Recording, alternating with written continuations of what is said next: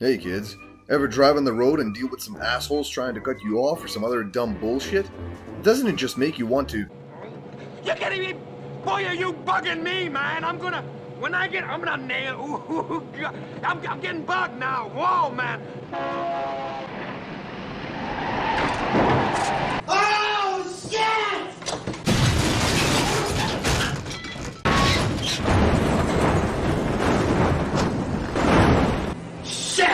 This Russian bus driver deemed the Punisher got the right idea.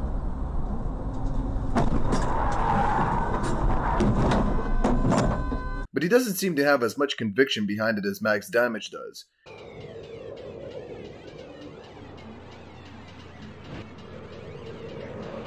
And we're off!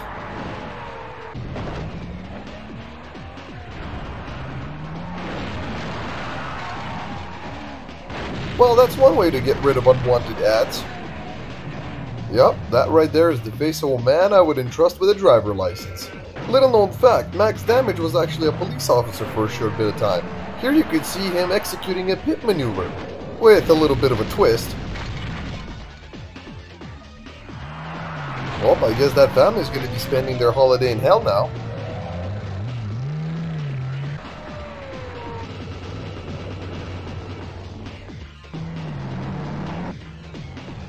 Oh man, Eustace over here has no idea what's coming. I guess he's going to have to pay a visit to the pharmacist. Yeah, split him in half!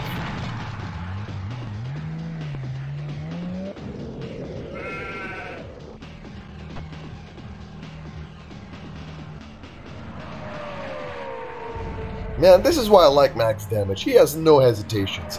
Even when he's about to headbutt a fucking lorry.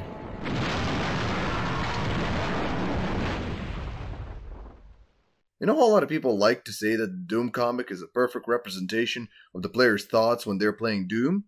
Who's a man and a half? I'm a man and a half. Berserker packing man and a half. There's nothing wrong with you that I can't fix with my hands. Dynamite! Well, Max's face in this intro is the perfect representation of the player's face when you get to ram some vehicles against the wall. On a side note, as a kid, I always thought Max Damage looked a lot like David Draymond from Disturbed. You know Disturbed, right? The greatest hit of Disturbed!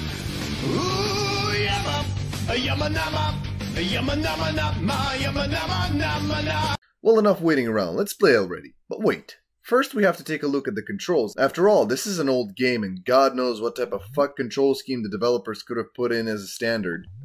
As I suspected, it's all fucked. Well, time to change things up.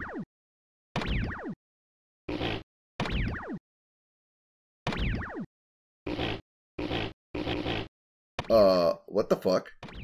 Why is it giving me a farting noise?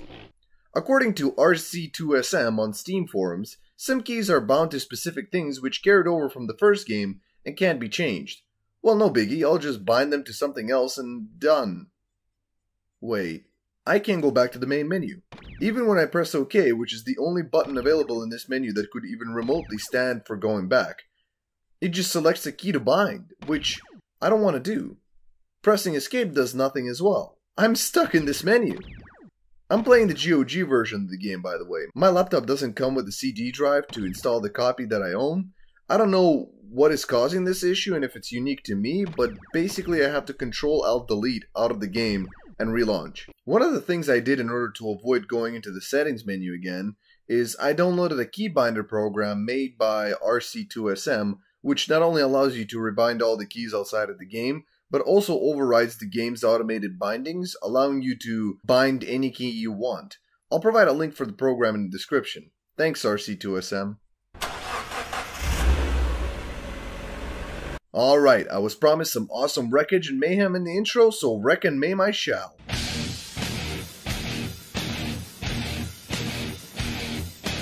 Man, this is great so far. If only there was some badass music to go along with this. Oh, there is? Well, what the fuck? That's right, my copy of the game doesn't play the soundtrack that is supposed to be within the game. I checked the settings, music's on, Apparently I'm not the only one who has this problem, which is a pity because this game's soundtrack consists of some badass tracks, specifically anything by Iron Maiden.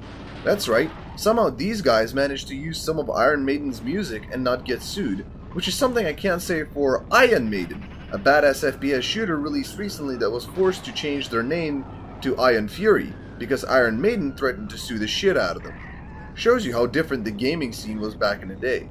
However, while I love Iron Maiden and could listen to Trooper until my ears fell off, the fact that they were storing songs on the same CD as the game didn't allow for the game to have enough memory to store lots of music. As a result, a common complaint I've seen is that the tracks get repetitive and annoying real fast, so maybe it was a slight blessing that my copy didn't have working music on it. Now I can just slap my own music on. There we go. Now, I think I unintentionally lied at the beginning of this video by saying that this is a vehicular combat game. It actually isn't, at least not entirely. The game gives you 3 most common ways on how to beat a level. My absolutely favorite one, as you might guess, is to wreck every opponent in sight. I mean, come on, the game itself is encouraging me to do so with that badass cinematic intro alone. Add to all of this a bunch of ridiculous power-ups, and you got yourself a vehicular combat unlike any other. The second way to complete a level is to run over all of the pedestrians located on the map. There's usually around 1,000 of them sprawled all over the giant level maps as indicated in your HUD. Now you have options on how to do this more efficiently than just running them over, since there's also power-ups sprawled around the map dedicated to specifically helping you eliminate all the pedestrians as quickly as possible. The problem with this for me is that some of these pedestrians are hidden in hard to reach places, like on top of buildings, so you're going to have to spend some time looking for a specific ramp on the map. Because of how tedious this is, I didn't even bother, just like I didn't bother with the next option given to you. Racing. Yeah, you can just race in this game, going through all of the checkpoints for a certain amount of laps. Now, apart from being the most boring option given to you that you would never consider because of much more fun options presented to you, it's also not even a proper race, since you won't be racing against the AI. It doesn't matter if they beat you in a race at all. What does, however, matter is that you finish the laps before the timer runs out at the top of your HUD. Now, I hate timers in games. It was a shitty thing to have in Deus Ex when trying to read hacked computer documents. It's a shitty thing to have here. What a shame. But no worries, you can gain back time by simply doing what the 2 previous options ask you to do. If you do damage to cars or outright destroy them, you will gain time back. Same goes for running over pedestrians, or you can just pick up extra time as power-ups. But at that point it begs the question, if you're asking me to wreck cars and run over pedestrians as means to replenish the time so I don't lose, then why won't I just commit to the previous 2 options anyway? They are far more fun than running 5 laps around the same area, on occasion taking detours to bump up the time, right? Well, I'm about to talk about the mandatory missions, which are the 4th race of each group. What are these mandatory missions? Well, for example, the mandatory mission for the first group is to complete 5 laps on this map before the timer runs out. The kicker? You can't replenish the time at all during this race, and until you beat this, you won't unlock the next group of races. This fucking sucks. Why do this? Why give me all these options only to later take them away from me and force me to commit to a specific one that I never bothered to master, nor even wanted to? And on top of boring me to shit, you also add a fucking timer on top of that? I'm sorry, I get it. This might very well be an expectation situation on my end. I expected a vehicular combat game, with a bunch of options given to you, to play around with, and can you blame me? Looking at the majority of the reviews on this game and considering that barely any of them seem to mention this aspect, it doesn't seem like something a lot of people didn't expect. I'm sure somebody finds it extremely rewarding to find shortcuts and beat such tracks as quickly as possible, but that isn't me. I came to wreck shit, not become an excellent driver. So after failing the race several times, I just cheated my way to victory by stopping the timer. Yeah, heads up, I'll be doing a lot of that. So Karma veterans, you are free to shit on me in the comments. I don't mind. New group, new set of maps, which by the way are all massive to a point that some of the races take place on the same maps, but on a different route, because that's how big they are. That's a positive as well as a negative. The way that is a good thing is that when you do have an option to wreck all of your opponents, it gives you plenty of space to commit vehicular genocide. And if you decide to hunt down all of the pedestrians, it gives you plenty of places to explore and maybe stumble upon some secrets.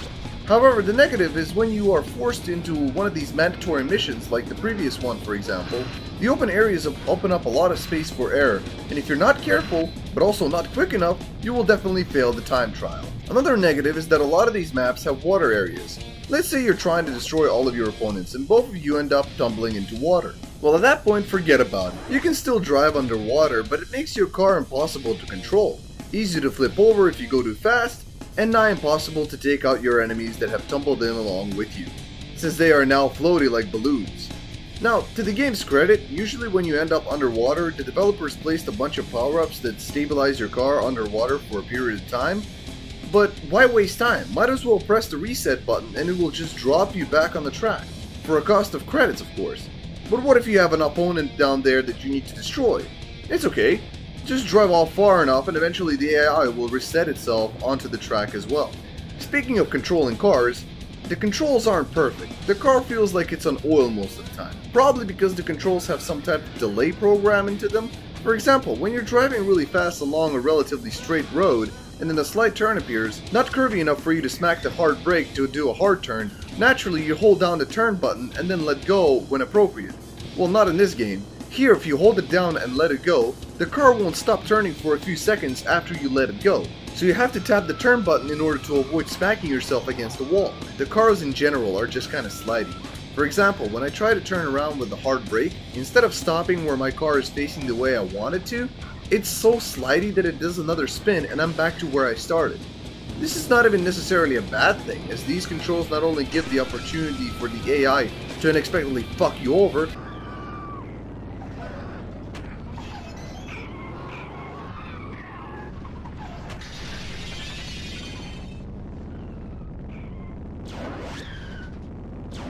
Oh fuck, I can't believe you've done this.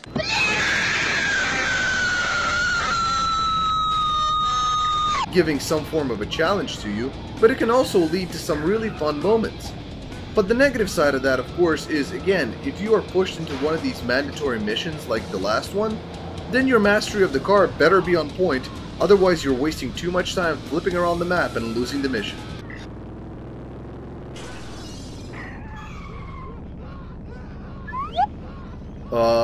Bye car. Speaking of missions, guess what type of mission you need to do this time? Get this, you need to parkour over the rooftops with your car and take out all of those satellites. Why? I don't fucking know. Now as you can see, I bought a new car, which is a lot faster than the Eagle. For every car that you wreck at the end of each level, you can then purchase them. And while it might seem like a good idea and enticing because some of those car designs look pretty rad, don't do it. Trust me, there's a reason for it later. So you want me to hop over from one roof to the other, destroy this amount of satellites under 5 minutes with the way these cars handle in this game? Yeah, no. I immediately cheated the timer to stop, drove around the map looking for a power-up that would allow me to jump at will, just in case, and finish the mission. Fuck that mission. Let's talk about how the game further entices its players to inflict violence on their fellow drivers. The damage physics. See, in previous vehicular combat games like Twisted Metal or Rogue Trip, car damage lacked a certain oomph to it, since the only way you could tell that a car was getting damaged was when a pre-rendered model of the damaged version of the car would load up. The first time we were able to see the potential beauty of vehicular combat was in Destruction Derby, where the damage to certain areas of your car would affect your driving, and the cars will show gradual damage with several parts bending, the body denting, and the engine smoking. Carmageddon 2 takes all of that and bumps it to 100. There's a greater emphasis on the individual parts of your car getting damaged and how it affects your and your opponent's driving ability. For example, if one of your wheels is fucked, good luck trying to maintain control of your car. This puts greater emphasis on how you approach combat, forcing you to protect certain parts of the car, specifically the front, because if you take too much damage to the front, the engine gets damaged, and if the engine is fucked, then the car is absolutely fucked. Or at least it would if the game didn't present you with an option to instantly repair your car at a press of a button, at a cost of a few credits, which you can easily gain by damaging or outright destroying other cars, running over pedestrians, doing 6 stunts, or just pick them up as a power-ups. Basically, you're never at risk of remaining without repair points, which, again, on one hand takes away the careful planning aspect of how you approach combat, but on the other allows you to slam into cars carefree, causing as much chaos as possible. Whoops. Good as new. The visual representation of the damage is also great. Instead of the cars just loading up a pre-rendered damage model, they all consist of small modders attached to them, all of which can outright fly off the cars if they crash into something, or someone. hard enough, leaving parts of them behind as the cars themselves bend and contort in the place that they were smashed into. Hell, you can bend someone into a pretzel without killing them, forcing their car to only be able to do donuts in place. Yeah, good luck running away with just 2 of your wheels touching the ground. Hell, as you saw earlier, if you ram into a car with enough force, you can split them in half, which can be tricky to pull off, but entirely possible and extremely satisfying. But here's the best part. None of the broken off pieces of cars disappear from the map. In fact, none of the wrecked cars disappear off the map, which is amazing. I appreciate a game that gives me the opportunity to appreciate my handiwork. You can create a full-on vehicular graveyard because of this. What isn't great is the next mission. Apparently insane mental patients escaped from an asylum and now you must hunt them down and run them over before they can cause any trouble.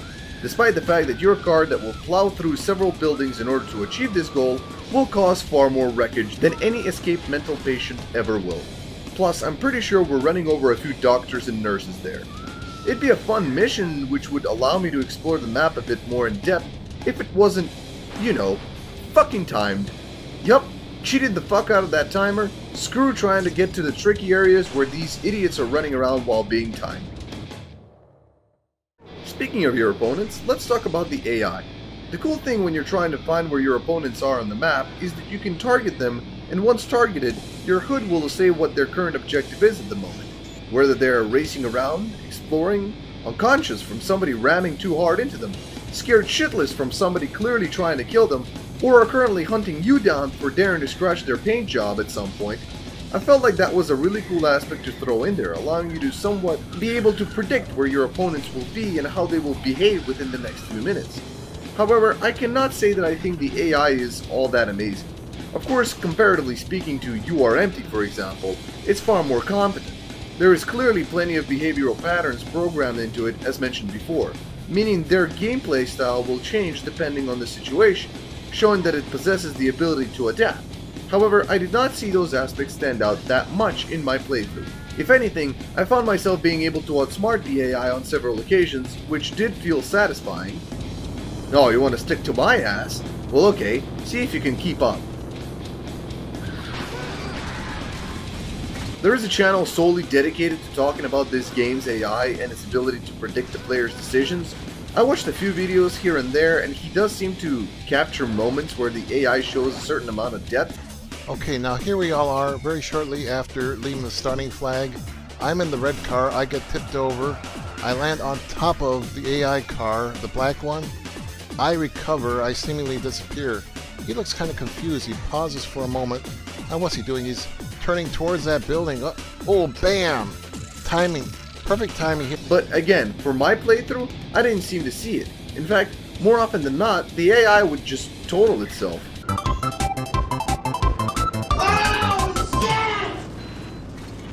But hey, it doesn't need to be anything too complex in my opinion. As long as they know how to reset themselves onto the track and possess the ability to choose, just like the player, on how they want to win the race, that's all this game really needs to be a fun experience. Otherwise you end up with something like Destruction Derby 2. Right, this time I'm gonna let those morons go right into the middle and I'm gonna hang back. oh shit, they're coming for me. Oh my fucking god! Since we're talking about the opponents, let's cover the other cars real quick. The designs vary from boring to cool looking, to clearly made up for a video game, all of which come with their own just as unique drivers. My personal favorites apart from the Eagle and Max would have to be Blood Riviera, that has a badass design with its driver Dan Dead, who clearly has seen some shit.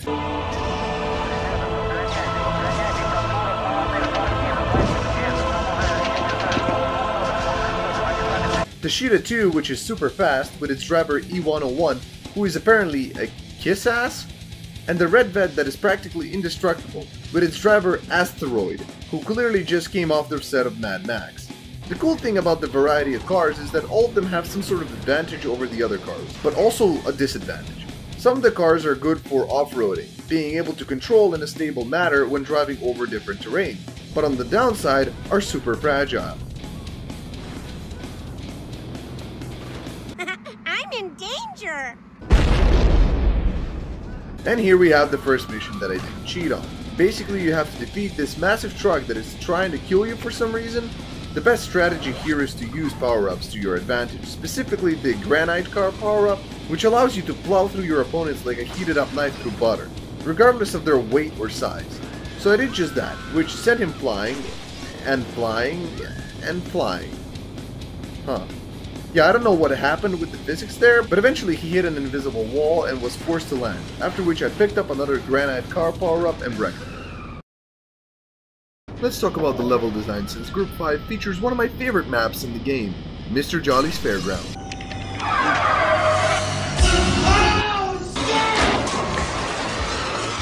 Sure, it has the previously mentioned underwater section you can fall into, but it's honestly not that big, so it's not much of an issue. You'll be too busy checking out the local attractions, like the flaming hula hoops that you can jump through. As you can see, I didn't do that great of a job, but I nailed the landing at least. The other two great maps in this game are Max's Junkyard, which is just filled to the brim with fun power-ups, which can be used against your opponents, and USS Levinsky, which is an aircraft carrier map that is relatively small with a solid surface, allowing for some good action, whilst also getting in the way of the poor pilots trying to take off. However, this group also features one of the worst maps in this game, the Ski Resort. What makes it one of the worst? It's the fact that because it's trying to replicate the snow aesthetic, that means that the terrain most of the times isn't smooth and jagged as shit. That's bad because it prevents you from going too fast, because if you're going fast, you'll at some point end up riding on top of one of these slight upward surfaces without being able to see them, resulting in your car flipping over, or getting stuck. The getting stuck aspect happens way too often, usually because you're trying to turn around, and as you're turning around, because of the way the camera works in this game, you end up driving onto the beginning of an uphill with your front wheels, but not your back wheels, forcing the car to get stuck, unable to move until someone bumps you off that spot. This can happen in other maps, sure, but it is nowhere near as often as the Ski Resort map and another map later on. Now granted, you can easily reset your car's position, but it's extremely annoying because once you reset, if you're in the middle of a jagged terrain area, of which the ski map has plenty, it doesn't take too long for one of your enemies to bump you into the same stuck position. This is all made even worse when the next main objective mission is to race around this fucking map, where if you go too fast you end up flying off into fuck knows where, wasting time. And if you drive cautiously, trying to avoid flipping over at every little opportunity, you will not make the time and lose. So naturally, I froze the timer, yet again, and was bored to death, doing circles around this map, yet again. I actually found a YouTuber who apparently tried to beat the game without cheating, my condolences, who rage quit the game several times, and I don't blame him. Reason I mention him is because he specifically rage quit on this specific mission, and I'm pretty sure his attempt illustrates perfectly how shit this map is, both for racing or any kind of combat.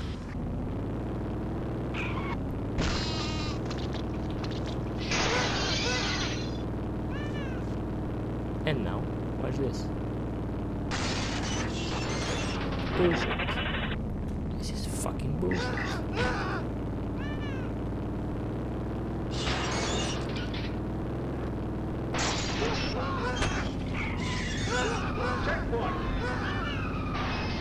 Fucking bullshit. Fucking bullshit! Fucking fuck bullshit!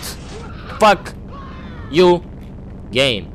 Let's talk about the power-ups in this game, of which there are plenty. You can break down the power-ups into 4 groups. The first are the pedestrian-related power-ups, which range from being helpful to entertaining to detrimental. If you are aiming to complete the levels by killing all of the pedestrians present on the map, the most helpful power-up you could pick up would have to be the pedestrians shown on map power-up, which does exactly what it says. It shows all of the pedestrians on the map. Another useful power-up, which I relied on a lot whenever I needed to replenish my time, would have to be the pedestrian electro-blaster ray, which would automatically electrocute to death any nearby pedestrians without me needing to hit them. The most detrimental power-ups in this category would have to be the ethereal pedestrians and immortal pedestrians, both of which make the pedestrians untouchable for a few seconds, which can fuck you over if you urgently need to replenish your timer. Then there's the car-related power-ups, which are all the type of power-ups that have a timed effect on your car. These range from making the speed of your car extremely insane, making the car hard to control, to making your car invincible, all for a set period of time. My favorite one would have to be the Granite Car, which basically makes your car so heavy that you collide with your opponents, or they try to hit you. It's all to no avail because hitting you with that power-up is like driving into a wall. Next up are the item power-ups, which are basically your typical card pickups, which you have a set amount of and can use at a press of a button. The cool thing is, unlike your traditional kart racer, you do not lose those power-ups whenever you pick them up. There's an inventory system in place, allowing you to store these items if you don't use them, giving you the option to use them later on. My favorite ones would have to be the enemy repulsificator, which is a power-up that sends your enemies flying away from you at a press of a button. The other two would have to be the two different mine power-ups, which depending on which one you picked up, you either shoot the mines from the front of your car or from the back. These are very useful against fat opponents, which can sink in a lot of damage. The last set of power-ups are there to either fuck with you, like the drugs power-ups, which is designed to give you a seizure,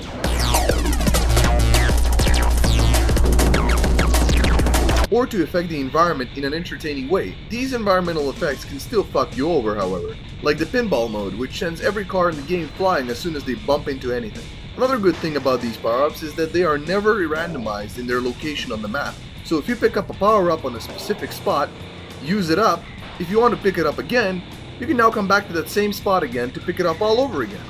Why do I mention this? Because if this aspect wasn't present in this game, it would make some of the objective-based missions nigh impossible, even if you freeze the timer. Here's a mission where I have to specifically kill the pedestrians that are located in a radio tower, which you can't exactly drive into. Originally, due to there being a ramp present right next to the tower, I figured you have to jump in there and just run them over. But no.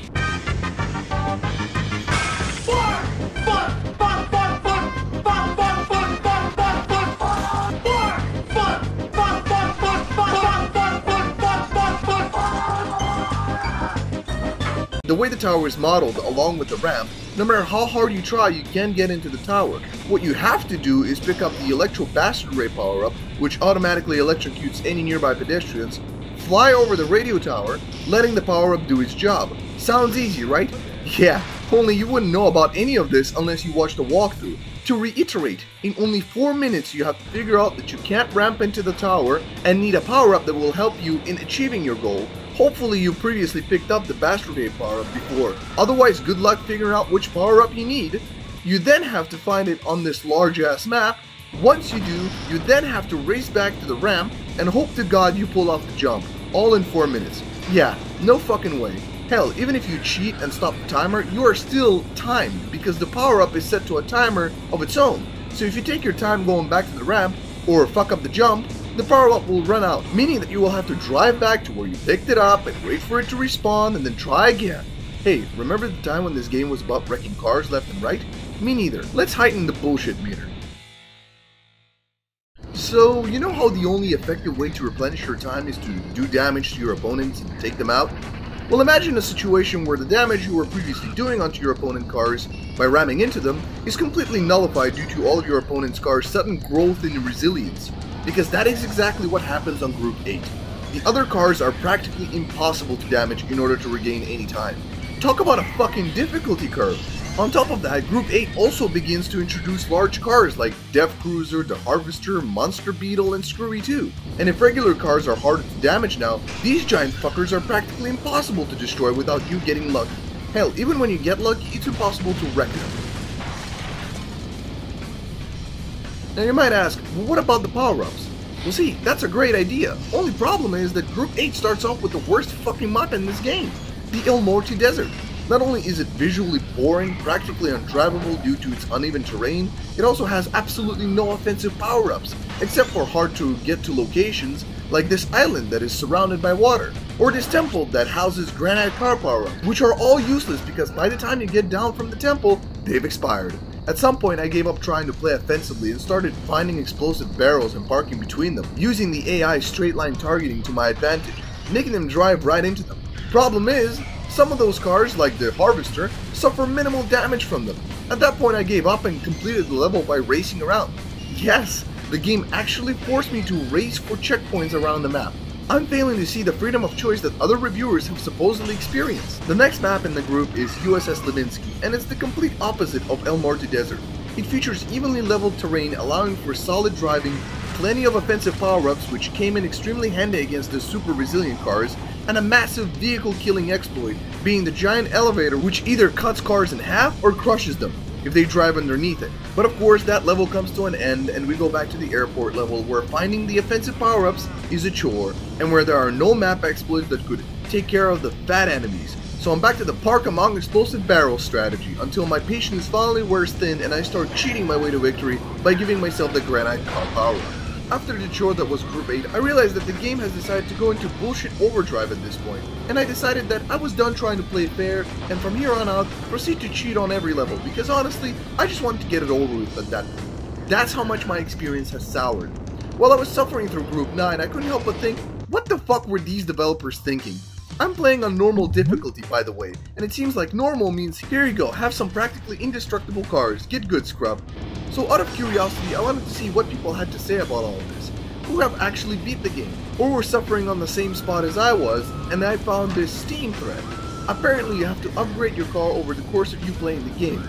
Yup, there are upgrades in this game, a fact I kept quiet about until now, just so you can pick up on how bullshit this upgrade system is. So you see these three icons on the hood underneath the timer? Those represent your armor, power, and offensive, all of which are self-explanatory from their titles. So how do you get the upgrades? Well, they are scattered all over the levels you race on, usually in hidden places or hard to get places. So you just spend some extra time on a level trying to pick up all of them, right?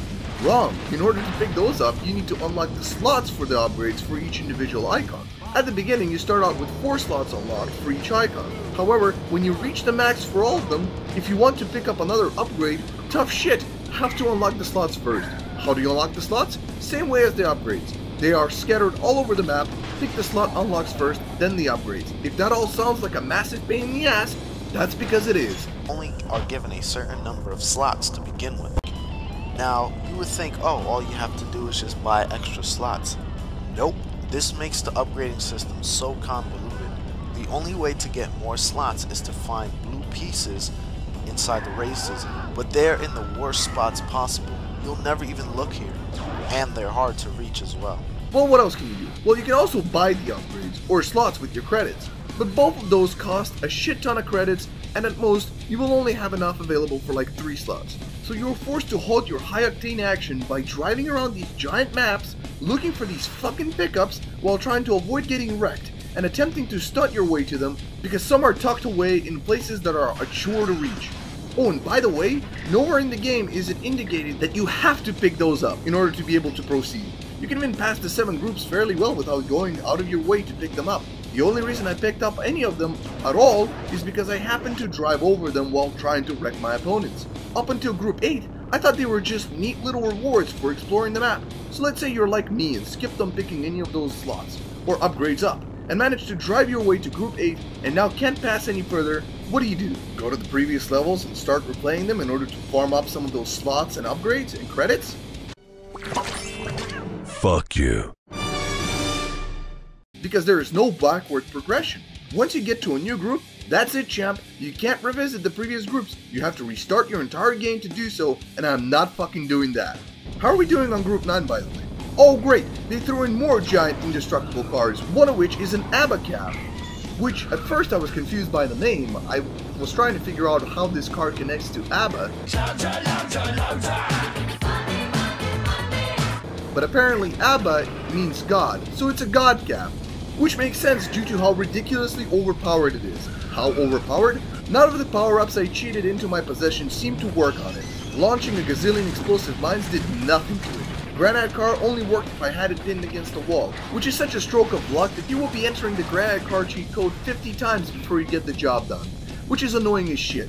So seeing as I was cheating already, I decided to test something out. I spent some time unblocking all the slots and power-ups by using cheat codes to see if after my car has been upgraded to the max, if it would stand a chance.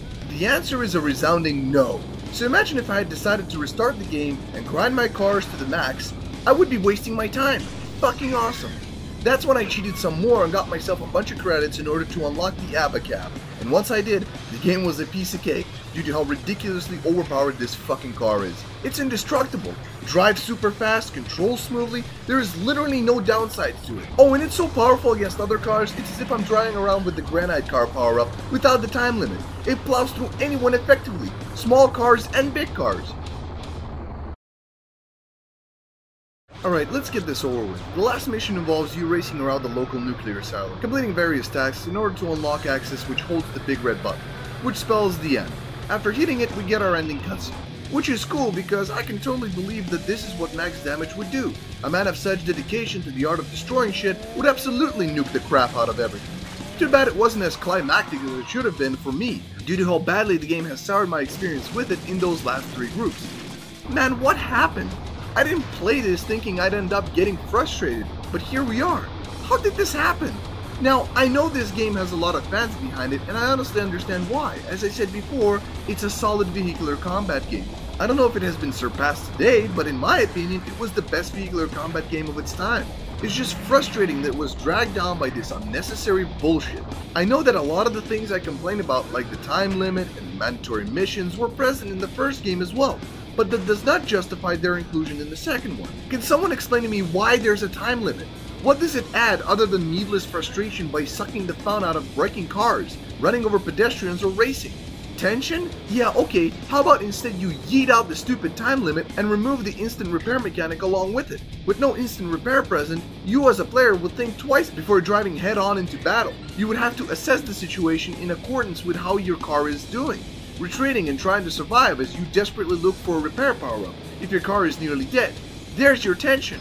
And for fuck's sake, simplify your upgrade system. What's with this idiotic 20-step program of first unlocking a slot in order to then add an upgrade, both of which you have to look for and hard to get to spots across the giant maps? How about you just add the store menu into the game and just have players spend all their points on getting the necessary in accordance to them upgrades? While you're at it, remove the overpowered massive cars, or at least introduce some weak points to them. Cars like the Abacab were complete bullshit and need to be nerfed or yeeted the fuck out of the game. And fuck that sound and difficulty curve, where all the cars were nearly indestructible with no backwards progression. That shit just needs to be completely reworked. And what's with there being no options of creating your own type of races? Why can't I make my own type of race outside of the campaign? Well, I guess I technically can, but only in online multiplayer, which is a problem because, as you would have guessed, there's nobody playing this game in online multiplayer. This is so frustrating because it could have been a great vehicular combat game, but it was being held back by all these weird and quite frankly stupid choices. You can't even fully appreciate how great the vehicular combat aspect is in this game because in order to experience it, your only options are to play the campaign, which you will inevitably get stuck on, or to host your own game in online multiplayer, which nobody plays. Holy shit, was this a disappointment. I don't know, maybe I'm alone in this. As I said, the game does have its fans. So maybe they will tell me if I just suck donkey dick, or if there are truly some really questionable decisions that were made in the terms of game progression. I guess that's it for this video. Sorry it took a while to finish this, but it was really hard to script for some reason, plus I also had to edit some other stuff on the side, so it was pretty busy overall. And probably you can tell by this recording of my voice that I'm pretty sick right now, so that also slowed me down. Merry late Christmas and a Happy New Year. See you in the next video.